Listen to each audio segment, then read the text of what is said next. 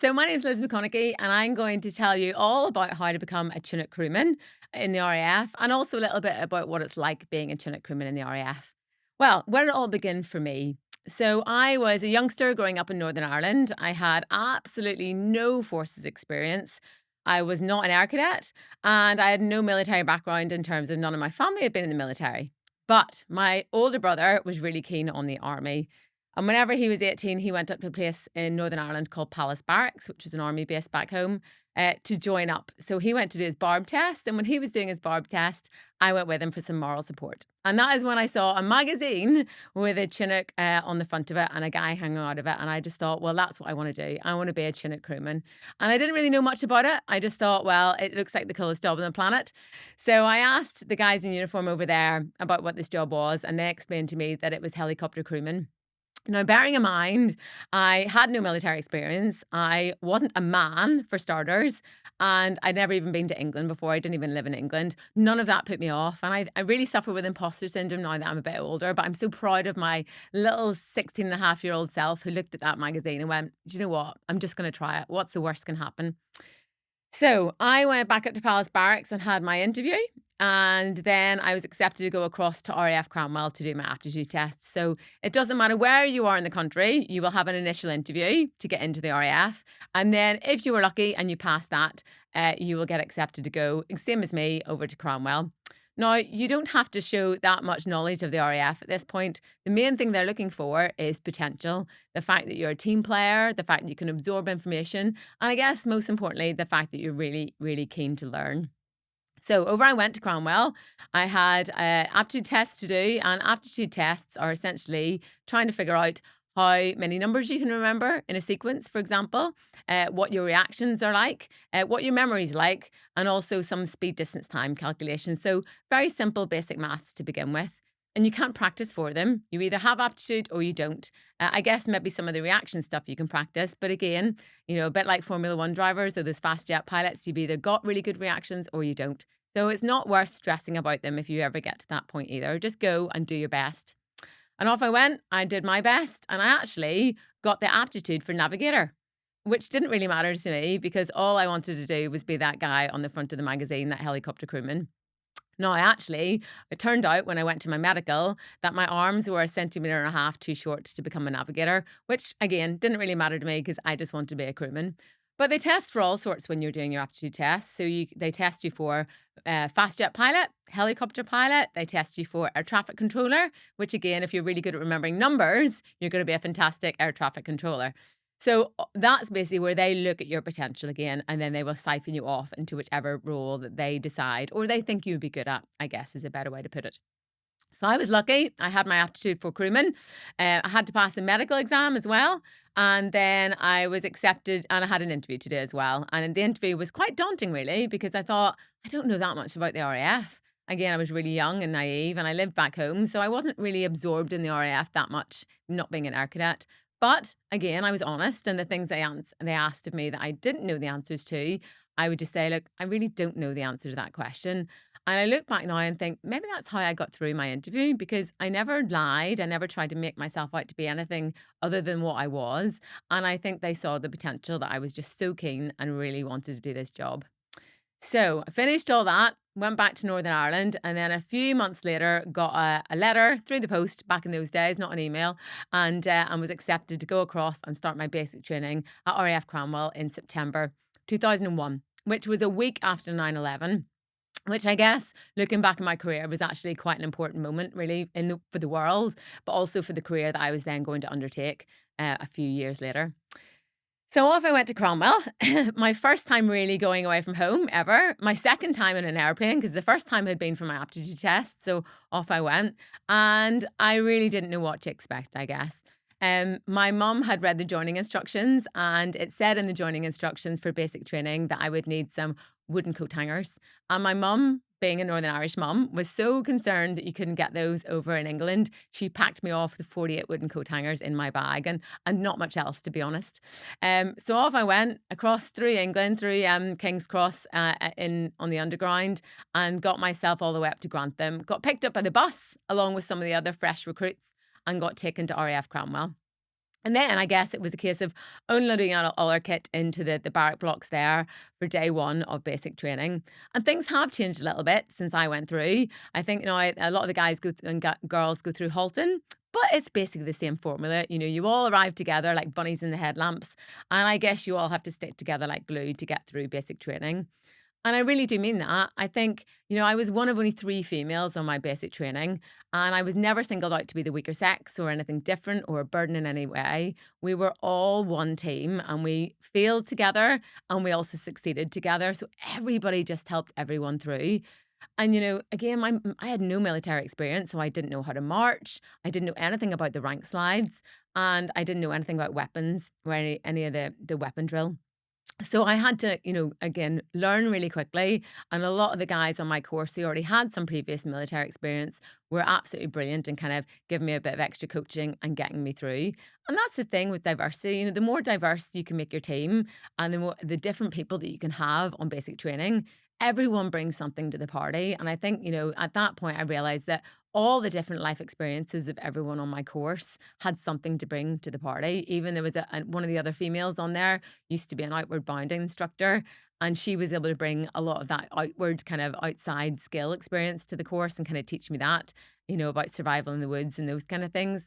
And one of the other girls, she was a chef in the RAF before she came across to training. So she was able to give me a little bit of the RAF kind of knowledge and a bit of the experience about ranks. So I think the important thing for anyone going through that kind of training system is to just be a sponge and to absorb as much information as you can from those other people. And again, I wasn't good at everything, it's fair to say, but I was authentic in that. And whenever I couldn't do something, I asked questions, I asked for help, and I asked people to help me get through. And I think that's really, really important. So, after 3 months of basic training, which was a lot of leadership training because we come out of our basic training as sergeants in the RAF Aircrew world, and lots of leadership exercises where you basically have to solve problems or you have to build tripods with pine poles up in Otterburn on the exercise area there and simulate signaling a rescue helicopter, those kind of things. After the end of those 3 months, we either pass or fail. Now, unbelievably, I passed my first go at basic training, and I honestly look back now and can't really believe that I did that. And I think, again, it comes back to all those people who had all that knowledge that passed on to me, but they wanted to help me pass. They wanted to get me through. And I think if you're a team player, people will always dig out really, really hard to get you through something. So I passed. If I hadn't have passed, I would have been recoursed on to the next course, which again wouldn't have been the end of the world. It would have meant back to the start for another go on the merry-go-round and another 3 months of basic training. And that's pretty similar to the way it is today, I think, for the guys and girls going through Halton. Now, at the end of basic training, I then went into my basic Loadmaster training, as it was called back in the day, which is essentially learning how to be a crewman. And back in my day, I sound really old saying that, but you could go fixed wing. So it was Hercules or the TriStars as it was back in the day, or you go helicopters. So at this early stage in my career, we were doing generic aircrew training, and that is still quite similar to today. Everyone does very generic aircrew training. And that's where you learn about the rules of the air, you learn about navigation, how that all works, you learn a lot about radio procedures and about air traffic. So very generic, nothing too specific. And that lasts for about 6 months at RAF Cranwell in ground school there. Now, at the end of that, that's when we got to pick where you wanted to go. And I was absolutely adamant that I wanted to go on Chinook helicopters. The reason being was whenever I did my very, very first interview back in Palace Barracks many years before, I parked my little car up to get my car pass, and a Chinook helicopter had come right over the top of my car whenever I got out of the car to go to the guard room. And I remember looking up at the belly of the aircraft that day and just falling in love with it. The sound of a Chinook gets you right in the chest. And that was me. I was just absolutely smitten with it from day one. So it's all I wanted to go on. So when we had the choice of fixed wing or helicopters, I picked helicopters and was very lucky that I then went off to go to RAF Shawbury, which is in Shropshire, and start my basic helicopter training.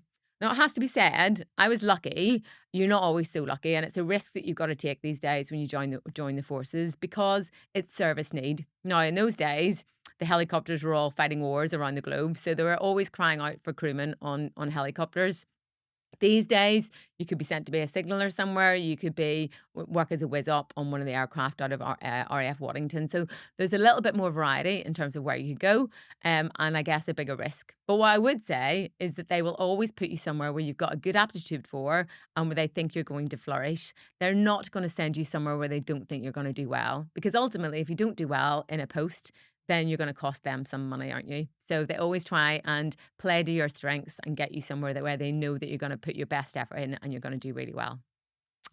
So I arrived at RAF Shawbury. I was only 20 years old now, and I started my basic helicopter training. And it's essentially, I guess, at this point, to tell you a little bit about what a crewman does, because we are the eyes and the ears of the pilot. So up until this point, the pilots had been flying around a little squirrel helicopter, and they had to do everything themselves. So they take off, they land themselves. They don't have to speak to anyone inside the aircraft. It's just them and the air traffic guys on the externally from the aircraft.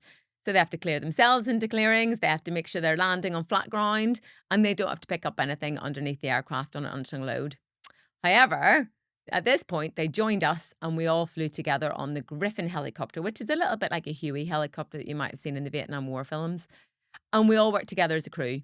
So at this point, they had learned that they could ask us to do some of the navigation for them. They had to check whether or not the tail was clear when we were going into clearings, and we would talk them onto the ground when we were landing on some slopes and things that weren't quite level.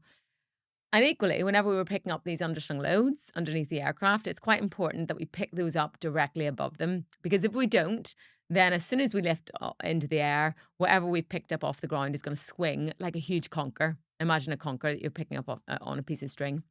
So it's really important that we're in the overhead for those kind of things. And that's where we come in. That's where we become the eyes and the ears of the pilot. And we essentially talk them into the overhead using a thing called voice marshalling. And voice marshalling is just using a series of numbers to talk the aircraft into the position you want it to be. So for example, forward 10, 8, 6, 5, 4, 3, 2, 1, steady. And the pilot listens to your patter. He sees how quickly or how slowly you're speaking, and then he knows when it's time to stop. A little bit like, I guess, when you're doing a driving test or you're out learning how to drive, you kind of have to come to a roundabout and you have to slow the car down so you get to the roundabout to stop to look what's coming. A little bit like that. So we're the eyes and the ears of the pilot.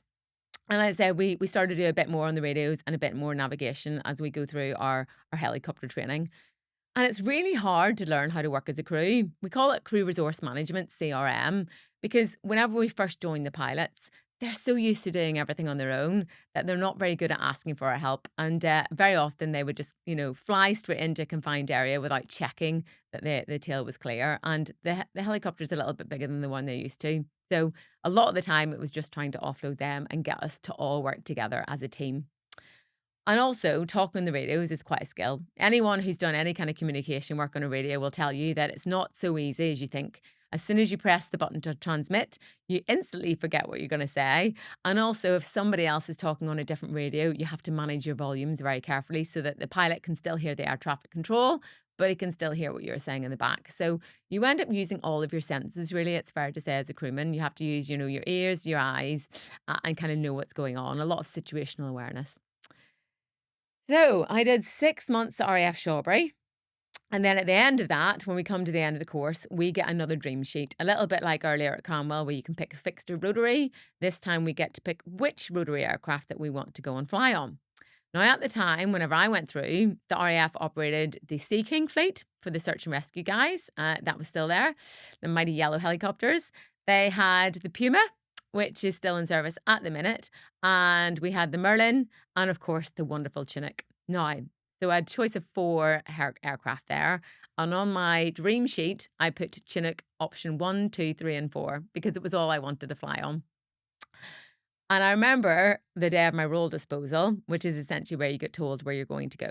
It was a little assault course that they put up for us outside the squadron. And you essentially had to go under a cargo net, round a pole a couple of times, drink a lot of beer. And at the bottom of your pint glass of your beer, it had written where you were going to get posted. And I remember necking my pint, and at the bottom of my pint it said Merlins. And I was absolutely gutted.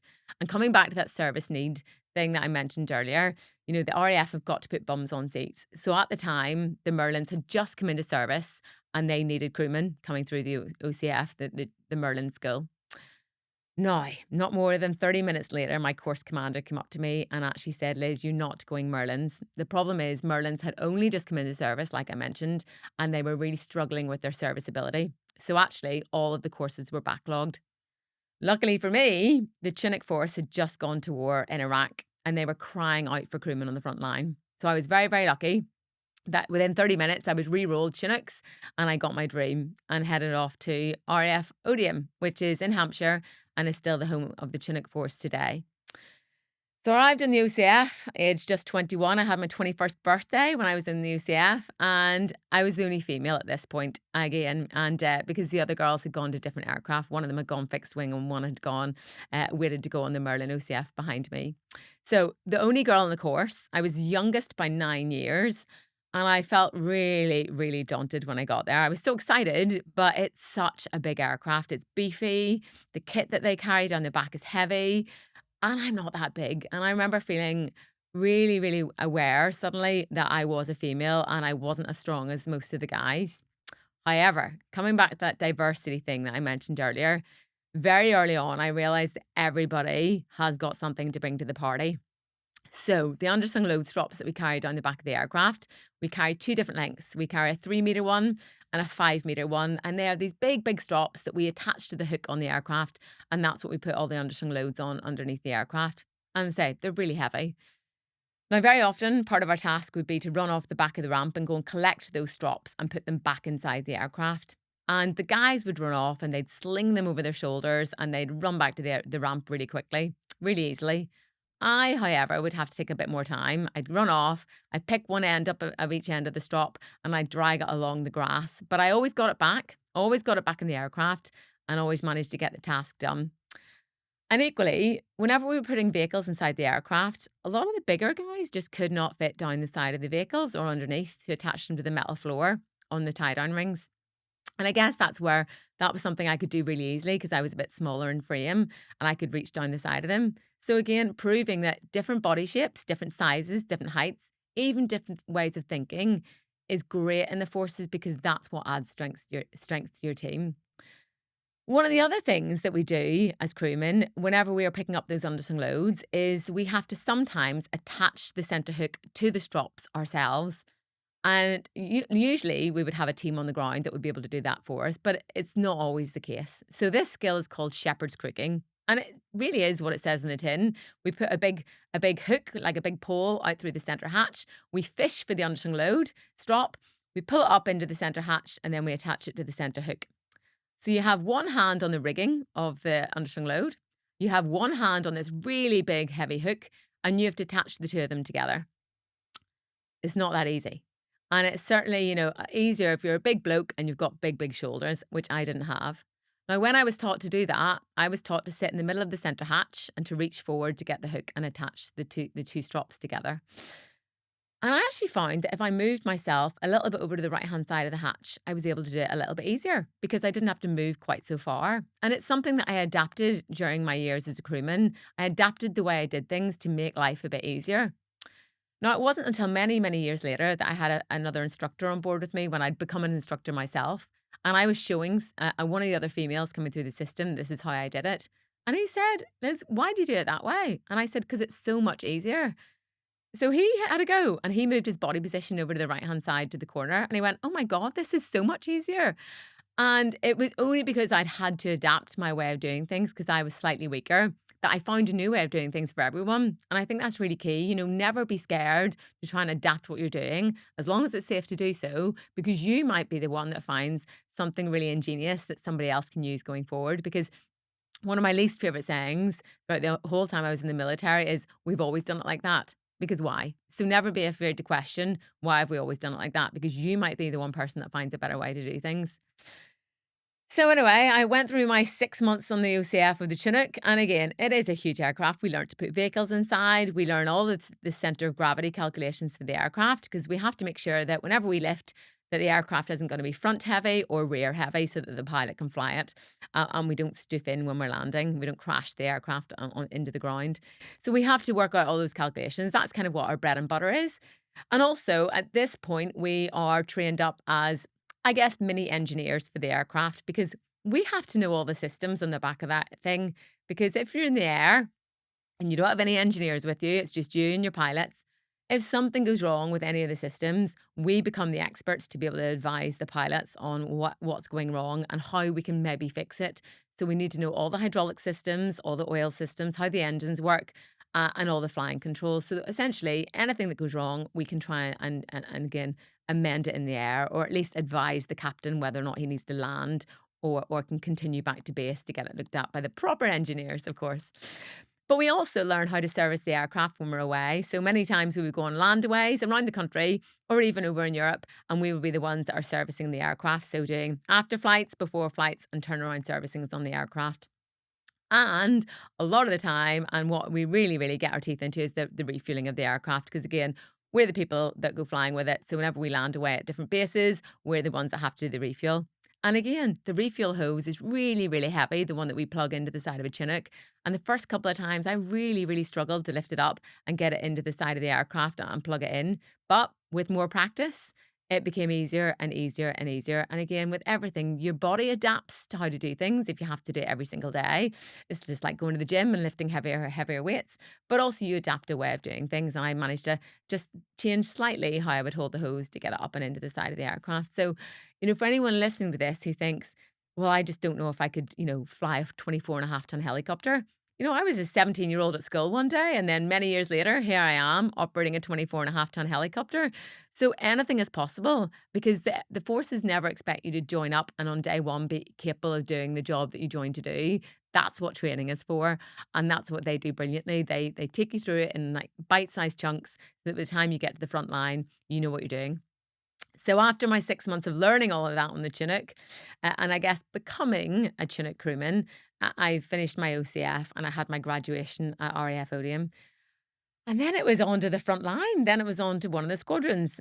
So the way RAF Odium works is they have three squadrons. They have 27 Squadron, 18 Squadron, and 7 Squadron.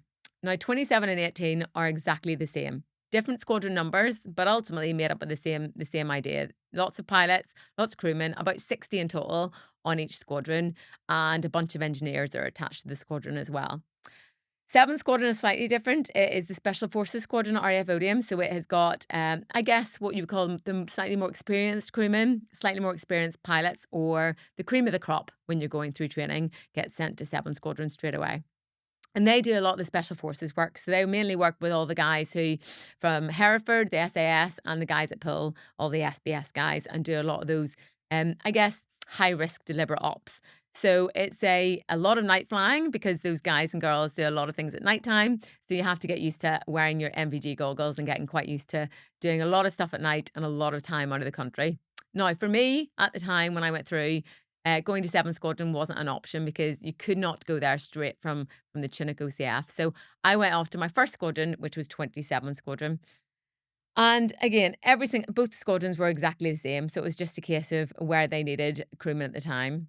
And very quickly then we headed off to Iraq, I guess, to kind of cut my teeth and really learn my trade. So what's a day-to-day life like as a crewman on the squadron? Well, like I said, when I arrived, I had passed my OCF, but I guess I still had L plates on. I was still a really baby crewman at this point. I was only 21.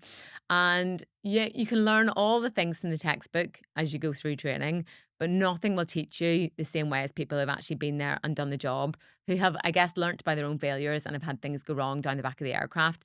And that kind of experience is invaluable. So arriving in the squadron, I was still limited combat ready. Like I say, having, I guess, a set of L plates on. And then I had my combat ready workup. So as part of that, like I mentioned, I went off to Iraq. Thankfully, by the time I got to Iraq, the war fighting had finished. So I was able to cut my teeth as a crewman, learn my trade with a little bit of intelligence over the overlay on the top, a little bit of a threat. So I had to understand the self-defense systems and had to learn how all the weapons worked and be able to fire back, I guess. I also went to the Falklands in that 6 months as well. And again, hopefully you will all know by the time I went to the Falklands, the war fighting had finished because it was many, many years later. But again, the Chinook is kind of the aircraft of choice down there because there aren't many roads. So we were like the rock stars down there where everything was moved inside a Chinook or underneath it. So every day I had to really learn what I was doing in terms of how much I could fit inside the aircraft, how heavy we could make it and not go out of limits, and what wouldn't fit inside would go underneath. And I had to work all that out on the weight and balance sheet. So it was a really, really good first 6 months to kind of learn what to do and how to do all the things that I've been taught through my training school. And when I wasn't deployed in either of those places, day-to-day life on the squadron was UK training. So we would go in the morning, and this is still kind of the routine to this day. You go in the morning for morning brief. And morning brief on the squadron will usually be about 8:15 or 8:30 in the morning. And the whole squadron arrives for that time. We sit in a big briefing room and we'll get given the Met for the day. So what's the weather going to be doing for the day and usually the nighttime as well. We'll get given the aircraft serviceability, and then we will be shown the flying program. And if you're on the flying program, that's the point where you might break away and do your own sortie briefs before you go flying. And then we'll have an emergency of the day as well, because like I mentioned earlier, all that stuff that can go wrong in the back of an aircraft, we need to know how to deal with. And we've got a good set of flight reference cards that detail every single emergency within reason that can go wrong in the back of an aircraft. So we take a different one every day and we revise it and we go through it as a whole squadron. Because again, coming back to that experience thing, those people who have sometimes been through those emergencies will be able to pass on the best knowledge about how to deal with it. Because I don't know about many other people, but certainly the things I've learned in the forces is that things don't always go as they say they might do in black and white when it's written down somewhere. 9 times out of 10 in the air, when things go wrong, they don't always match what it should do and what it says it's going to do. So it's really important to kind of get that experience and learn from those other people as we go through morning brief. The morning brief finishes, and I say if you're on the flying program, you will have broken away and you will have done your flying brief sortie, and I'll come back to that. But if you're not on the flying program, then there's always something to do in the squadron. There's either getting on with your logbook. There's plenty of other secondary duties to do. So running things like the squadron fund, the squadron shop. And of course, most bases these days have got a pretty good gym on camp. So you can go to the gym. And I have to say, it's a really great lifestyle. You're not expected to be in the squadron 9 till 5 like you would be if you were in a civvy job. Nobody clocks you in and clocks you out on a day-to-day basis because our working day is so fluid. Because at any point, in theory, if somebody else calls into work sick, you could be asked to go flying for the day. Or indeed, if one of the aircraft breaks and it has to get pushed right on the flying program, you could end up night flying or flying later on in the day than you planned. So everyone's really flexible about their working day, and it's a pretty relaxed lifestyle. Lots of cups of tea in the crew room. Like I say, lots of gym time. And in the RAF, there are so many other sports and exercises that you can go and do. So within reason, you can take time off and go away and do lots of X-beds, certainly skiing in the winter. Loads of my mates played golf and did sailing expeditions and whatnot. So a really, really great lifestyle. Now, I mentioned earlier about if you are in the flying program and you break off to go to your flying brief. So in the UK, we will do lots of training sorties. And that, I guess, involves us flying around lots of helicopter landing sites up and down the country, but also more locally to RAF Odium, we have got lots of lovely farmers who donate their land so that we can go and practice landing in it, because we want to try and practice in hard and challenging landing sites. So we don't big airfields are great, but they're really easy to go and land in. So actually, landing in a small confined area where the aircraft is on limits in terms of the blades and the clearance you get on the blades, that's quite challenging. Landing on slopes that are a bit more challenging to make sure the aircraft doesn't slide down the slope, that's pretty good. And also taking some underslung loads into some of those areas is, again, another level up. And also night flying as well. That's one of the more challenging things that we learn, and we have to practice that and make sure that we keep current doing that. So a lot of the day-to-day training that we do in the UK are practicing those skills, really. And we can sometimes not go much further from the airfield, and maybe doing circuits with underslung loads, or just going, like I said, to those local areas where the farmers have donated land.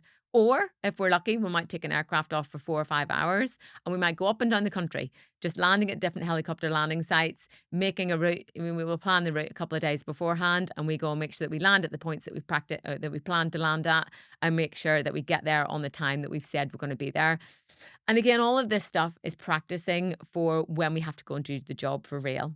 So in the UK, sometimes we have to do that on UK exercises, where we work really heavily and really closely with the Army and the Navy, mainly the Marines, to do lots of UK exercises where we might be on Salisbury Plain, we might be up in Scotland, and essentially they are doing the same as us. They're practicing to have to go and do it for real in somewhere like Afghanistan. So we will, again, load the aircraft up, we'll deliver them to a time on target, and we'll make sure that we get them there bang on when they're expecting to be there. Because again, when you're running, if you're at war and there's a whole load of other assets that are involved in an attack or an assault, then you have to make sure that everyone arrives exactly when they're expected to be there, because there might be other elements that are planning their part of the war around these timings. So that's one thing that we really, really practice over and over again. And again, there's always new kit to move, so that we practice on these exercises, moving all that new kit for the army and the navy, and different ways of strapping it down, and different ways of delivering it and getting it off the aircraft as quickly as possible. And again, we have to practice those things here in the UK, so that when we go and do them for real, we can do them much quicker and much slicker. So that's all the UK kind of day to day stuff. And again, obviously, we're going to go and do it for real. Now, I mentioned earlier that I was very lucky. I joined up a week after 9/11, and that meant that I had a really great slice of time when I was in the forces. It meant that I got to go to Iraq twice, and I also went to Afghanistan 10 times throughout my career to do my job, the job that I always wanted to do since I saw that magazine. So, most of us, when we join the forces, we do want to actually go and do the job for real. And I was very, very lucky in that respect. Now, these days, things aren't quite so sexy and so exciting in that there aren't many wars on at the minute. But as we all know, everything can change overnight at any minute. So, just because there isn't anything happening right now, it doesn't mean it won't happen next week, next month, or next year. So, I think it's still really important that all the crews do all that training back here in the UK so that they're ready for anything.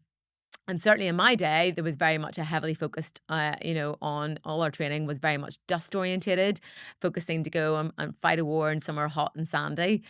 But that might not always be the case. And, I think today's crews are very much, practicing a lot of electronic warfare, and I guess prepping for a slightly different war. And a lot of our self defense systems that we have on the aircraft these days are fairly complicated, but all the crews have to be trained in how they work so that they can defend the aircraft and keep it safe, depending on where we're next going to deploy. So I guess we have to be really ready for anything. And even coming back to, whenever I joined in 2001, the Chinook was quite a simple beast, a simple camper van, I guess, with the rotor blades. The systems were fairly simple. We didn't have moving maps. We didn't have anywhere near as great self-defense kit as we have now. So the generation that are joining up behind me and the generation that are on the squadrons at the minute, they know how to work these moving maps. They know how to work all the self-defense kit, and they are very, very quick with their technology. And I think that's where anyone watching this, if you're of that kind of Xbox generation or you're great with computers, although the Chinook crewman is sold as quite a manual job, actually these days we need more people that can do all the computer skills and can think outside the box. So there really is something for everyone as a Chinook crewman. And I guess in summary, we're always called the jack of all trades, master of none. And I think, as a crewman, no 2 days are the same.